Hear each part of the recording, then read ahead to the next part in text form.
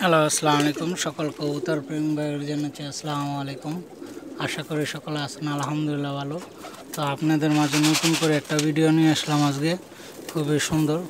আজকে আমার সব কবুতরগুলো ছাড়ানো হয়েছে, এই যে এইখানে, আর এই যে পাশে আছে, এই যে ভিতরে আছে কিছু, আর বাইরে আছে কিছু, সবগুলোর ছাড়ানো হয়েছে। কী কারণে? এখন একটু গরম না খাওয়াইলে সমস্যা আর কি।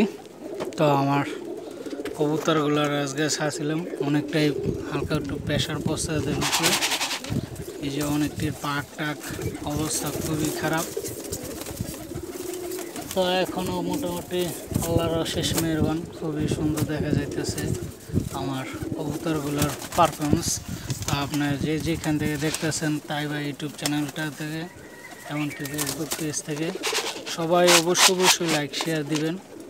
আর সবসময় কাছে থাকার চেষ্টা করবেন। আর যত নতুন পুরান সবাই মিলে, যারা যেখান থেকে দেখতেছেন এই ভিডিওগুলো, সবাই লাইক শেয়ার দিবেন আর কমেন্টসে বলবেন কেমন হয়েছে। আমি অবশ্যই এখন হালকা পাতলা ধান মারি, আর সব কিছুই খাবার ঠিক আছে।